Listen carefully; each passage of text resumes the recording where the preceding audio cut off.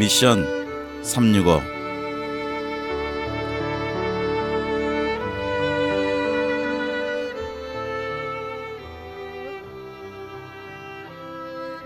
아무것도 염려하지 말고 오직 모든 일에 기도와 간구로 너희 구할 것을 감사함으로 하나님께 아뢰라. 그리하면 모든 지각에 뛰어난 하나님의 평강이 그리스도 예수 안에서 너희 마음과 생각을 지키시리라.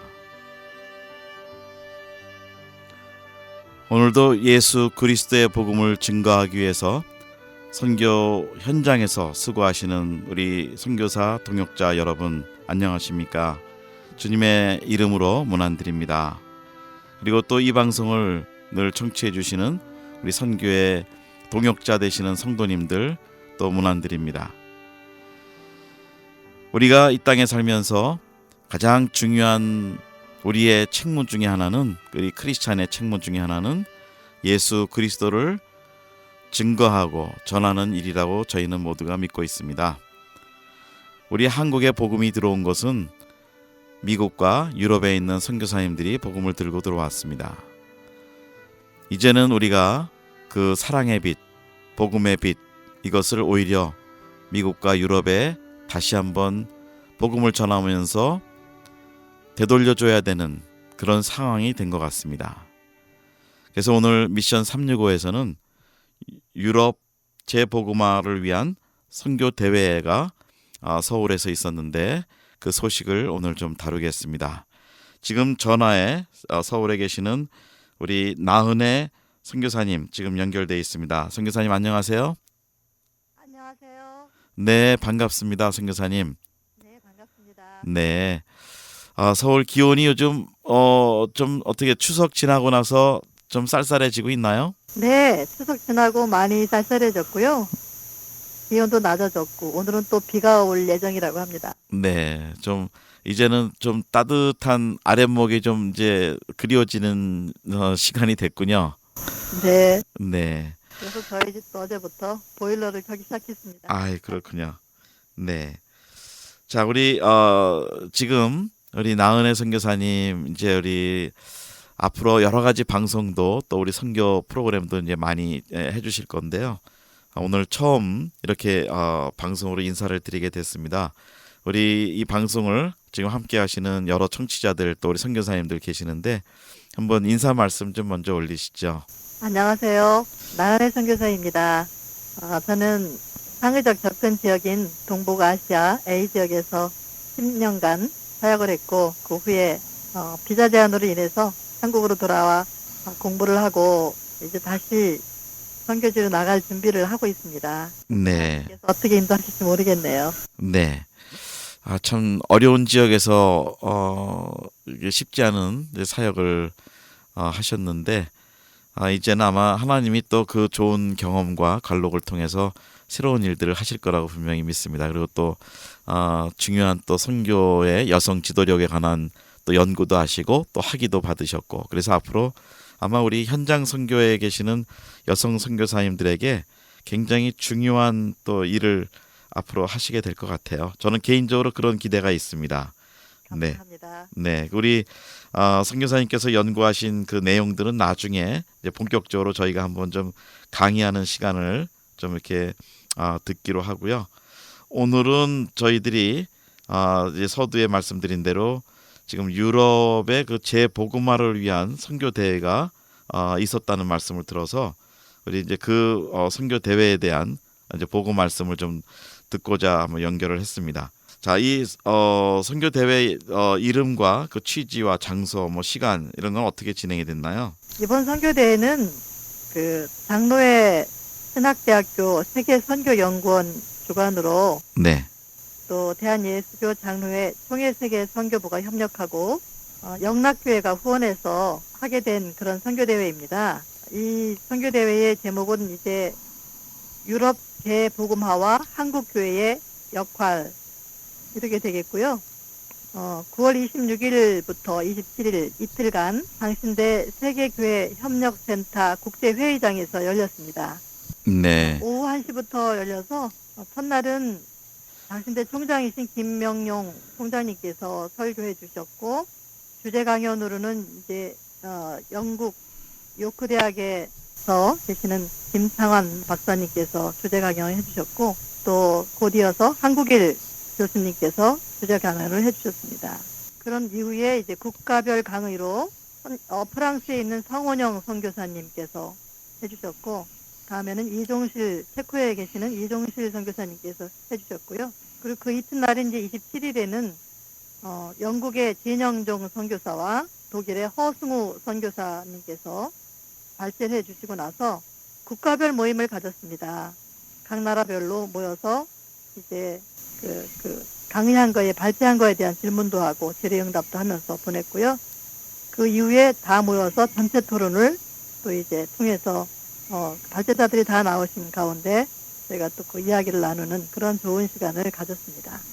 자, 그러면 어떻게 우리 대상이 신학교 안에서 했기 때문에 신학생들이 대상이었나요? 아니면 일반 교회 목회자들이나 선교에 관계된 분들이 참석을 많이 하셨나요? 양방, 쌍방 다 참석을 했는데요. 선교에 관심 있는 이제 지역교회의 선교부 목사님이라든가 또 뭐 일반 성도님들이라든가 이런 분들도 또 선교단체에 계신 분들도 많이 오셨고요. 또 특별히 신학교다 보니까 이제 선교학을 공부하고 선교에 관심 있는 신학도들도 많이 왔습니다. 첫날은 뭐 거의 한 300석이 되는 국제회의장이 거의 4분의 3 이상 찼을 정도로 꽉 찼었고요. 아무래도 그 이튿날은 조금 적더라고요, 숫자가. 네. 자, 그러면 이제 객관적으로 좀 객관을 본다면, 그 총론으로 본다면 유럽이 재복음화가 필요하다. 뭐 누구나 다 지금 이제 아는 이야기인데, 혹시 유럽에 대한 현재 그 기독교의 상황이나 그 복음화에 대한 그 니드나 필요나 이런 것들이 아마 초반에 이렇게 좀 조명이 됐을 것 같은데요. 일반적으로 지금 유럽의 그 상황은 어떤가요? 일반적으로 이제 발제자들이 이야기한 바에 의하면요. 특별히 이제 김창환 교수께서 유럽 교회의 상황에 대해서 얘기를 했는데요. 그런 이야기를 하셨습니다. 첫째 이제 유럽이 전례 없이 하나의 대륙으로 합쳐졌지만 유럽은 20세기 후반에 더 이상 기독교 세계가 아니라는 것이죠. 그런데 이제 그렇게 된 이유는 사회 공동체의 붕괴, 공통적인 세계관의 상실, 합리성의 보편화, 산업혁명 이전 시대의 생활에 비해 안정된 도시 생활의 발달 등으로 인해서 전통적인 기독교의 필요성을 상실하고 있고, 기독교는 선택사항으로 바뀌어서 대부분의 유럽인들에게 부적합하게 여겨지게 된다는 것입니다. 네. 둘째로는 종교의 위치가 사회의 공적인 위치에서 사적으로 바뀌게 된다는 것인데요. 정부는 더 이상 교회의 축복이나 조언을 구하지 않게 되고, 공적인 행사에 기독교나 종교적인 용어나 관습을 따르지 않고 종교적인 방송은 대단히 제한을 받고 있다고 합니다. 그리고 이제 또 한 가지 유럽 사회의 변화는요. 대학의 신학부에서 신학의 영역이 계속해서 축소되고 있고, 또 전통적인 유럽의 기존 기독교 연구와 조직 신학 등이 중요하게 취급되지 않고 있다는 것이죠. 또 셋째로는 중세 때부터 이어온 유럽 교회가 가졌던 자존심이 1, 2차 세계대전의 경험으로 인해서 무너지게 되었다고 합니다. 특별히 이제 유럽 이해에 있어서 중요한 주제가 있다면 그것은 유럽 기독교의 급격한 쇠퇴의 원인이 1960년대 유럽식 문화혁명에 있다고 이 김창환 교수님은 보았더라고요. 네. 20세기 후반에 유럽의 기독교 인구가 급격히 쇠퇴한 이유를 진단하기를 개인적인 자유의 추구, 교회에서 소유하고 있던 윤리적, 교리적 원칙과 권위의 상실, 도시화의 급성장, 일과 여가 생활의 변화, 그리고 교회가 제공해주던 사회적 정체성을 잃게 된 것 등으로 볼 수 있다고 그랬습니다. 네. 이 유럽의 전체적인 상황을 제가 좀 말씀드렸습니다. 네. 자, 그런데 우리 나 선교사님께서 그 네. 강의와 전체 발제하신 분들의 내용을 들으시면서 이제 선교사로서 우리가 그 유럽을 생각할 때, 우리가 지역을 섬길 때 우리가 아는 것은 사실 우리가 있는 지역에 대해서는 관심이 많은데요. 선교사님이 보실 때 다른 나라나 다른 지역에 대한 이런 강의와 발제를 들을 때 좀 우리의 관심 선교사들이 좀 변해야 되겠다라는 생각도 드셨을 것 같아요. 근데 개인적으로는 어떤 선교사님의 관점이 좀 생기셨나요? 새로 만약에 유럽 지역에 대한 그 복음에 대한 관점이 생기셨다면요. 근데 저는 유럽뿐만 아니라 이번 사실 우리 이제 이 유럽 재복음화를 위한 선교대라고는 하지만 사실은 유럽뿐만 아니라 전 세계가 지금은 이제 선교 현장이 지금은 이제 전 세계로 간다고 하는 것이거든요. 네. 이제 서구에서 비서구로 했던 그 선교 패러다임이 이제는 이 선교 현장이 전 세계가 지금 선교 현장이 되어가고 있다라고 이제 하는 것인데, 특별히 이제 유럽 같은 경우는 너무도 그 현격하게 지금 기독교인의 숫자가 감소되고 있기 때문에 뭐 심한 말로 프랑스에서 사역하고 있는 그 성원영 선교사님은 그렇게 얘기하더라고요. 프랑스는 지금 미전도 종족 수준이다 이렇게까지 네. 이야기를 하고 있습니다. 네. 그러니까 우리 한국 교계 선교가 다시 한번 좀 유럽에 좀 관심을 더 가져야 되는 그런 시기가 된 거네요. 그렇죠. 네. 이미 관심을 가지고 하고 있는 분들도 많이 계시니까 이제 이번 초청을 받았는데요. 이분들이 얘기가 유럽에서 한 20년 정도 이렇게 선교를 하신 분들이었는데, 어떤 분은 10년, 뭐 20년 그런데요. 처음에는 내가 선교사인가라는 그 정체성이 흔들렸다고 합니다. 네. 우리가 유럽으로부터 선교를 받았기 때문에. 근데 이제 유럽에서 계속 그 선교를 하고 있는 가운데 정말 선교지가 돼버린 거예요. 지금은 내가 확실히 선교사구나 이런 이야기들을 현장에서 오신 선교사님들로부터 들었습니다. 네.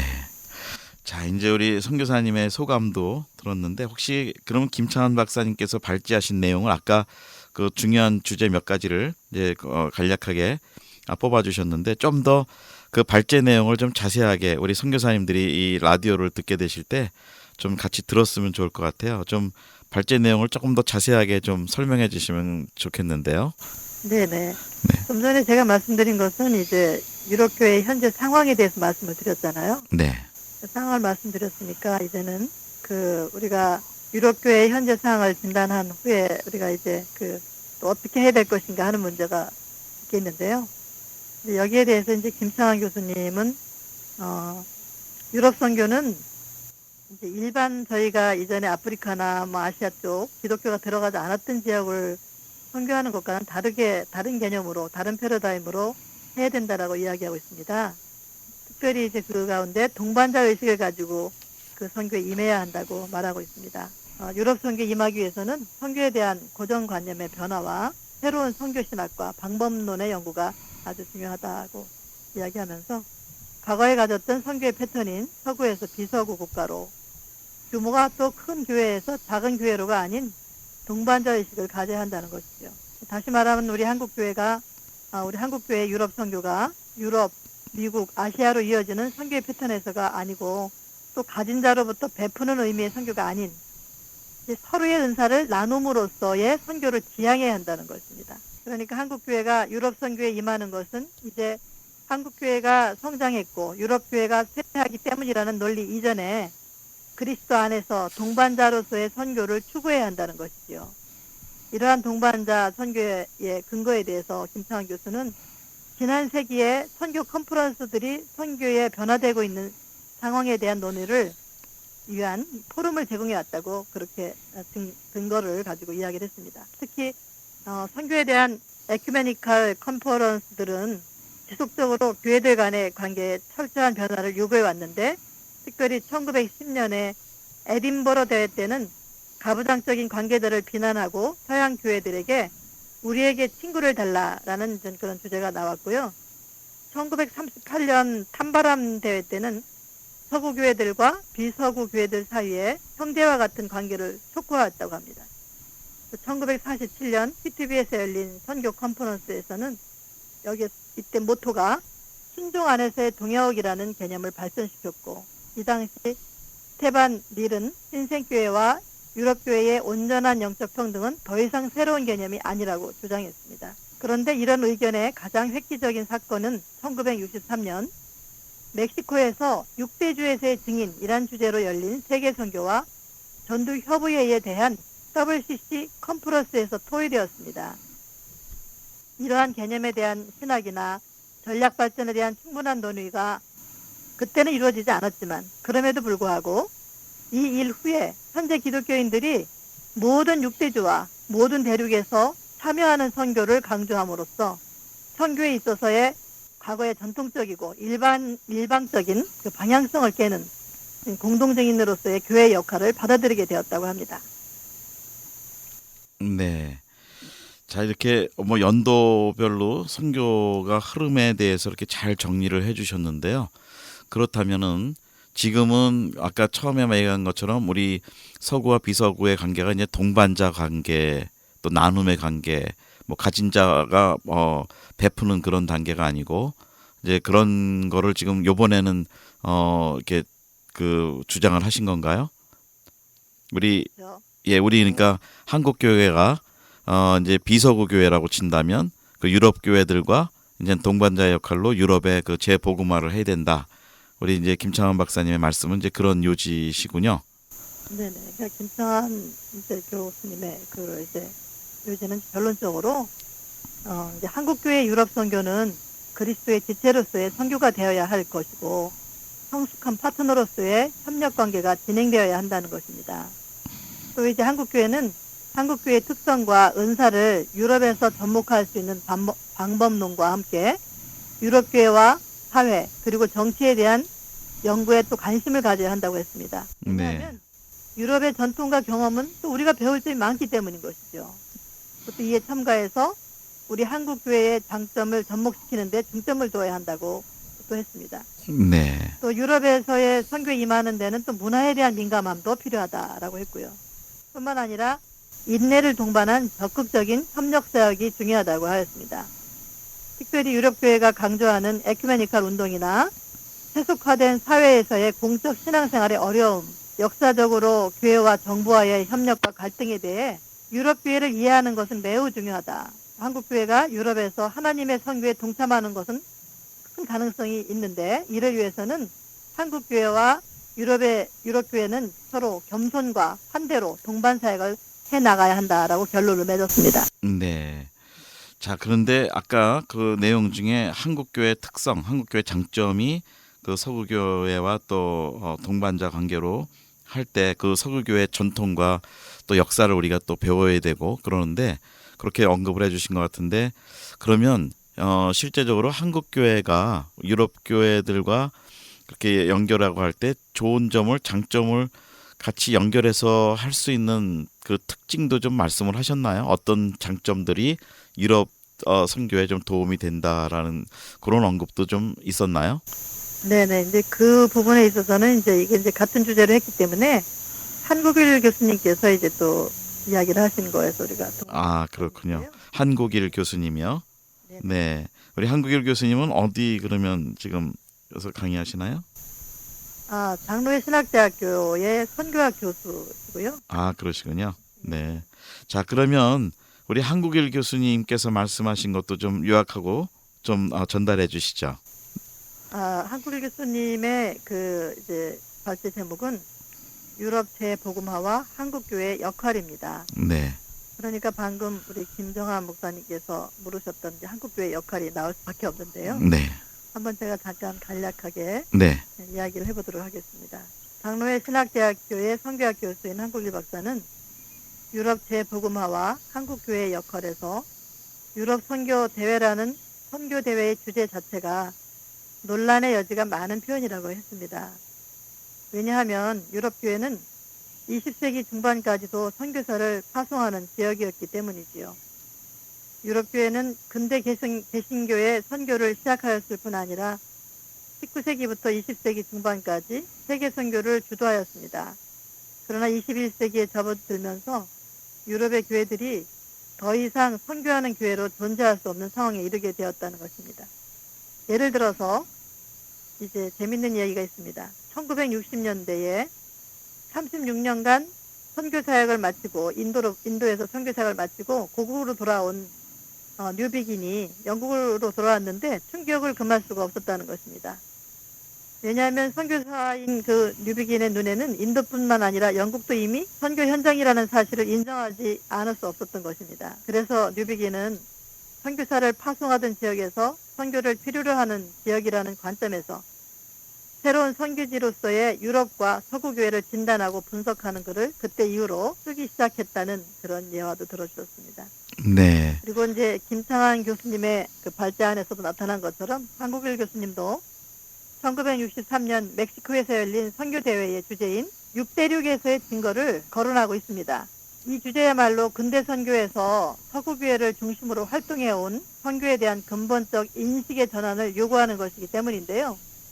21세기 중반부터 선교 현장과 선교에 참여하는 교회의 지리적 상황의 변화가 뚜렷하게 나타나고 있는데 그동안 지리적 관점에서 구분해온 선교 현장의 의미가 이제 더 이상 적절하지 않고 서구 지역도 선교 현장에 포함된다는 인식입니다. 따라서 이제 오늘날의 선교는 전 세계에서 진행되어야 하고 그런 점에서 선교 패러다임은 서구 선교에서 세계 선교로 방향 전환을 한 것이라고 할 수 있다는 그런 말을 했습니다.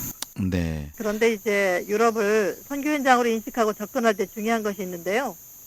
그것은 유럽은 비기독교 지역인 아시아나 아프리카 지역과 같이 단순한 선교 방식으로 접근하는 것이 바람직하지 않다는 것이지요. 왜냐하면 유럽은 1000년 이상 기독교 국가와 기독교 사회를 경험하였기 때문이고 그렇기 때문에 그리스도를 전혀 몰랐던 이제 비기독교 지역에 접근하는 아시아나 아프리카에 접근하는 것과는 접근이 같을 수가 없다는 것입니다. 현재도 유럽의 교회 현황은 통계상으로는 한국이나 다른 지역과 비교할 수 없는 높은 기독교인 비율을 가지고 있다고 합니다. 사회적으로도 기독교 정신을 토대로 한 문화와 전통 그리고 일반 시민들의 의식 속에 남아있는 기독교적 가치관을 볼 수 있기 때문인 것이죠. 이러한 사회적 특징은 유럽이 세속주의의 영향을 받고 있음에도 불구하고 쉽게 사라지지 않는 요소들입니다.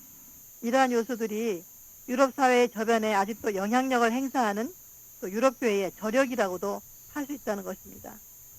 그렇기 때문에 이제 이 한국일 교수님이 주장하고 있는 것은 유럽 재복음화를 위해서는 이제 선교 신학적 근거로 상호 존중과 상호 배움의 원리에 기초한 에큐메니칼 협력 선교라고 말하고 있습니다.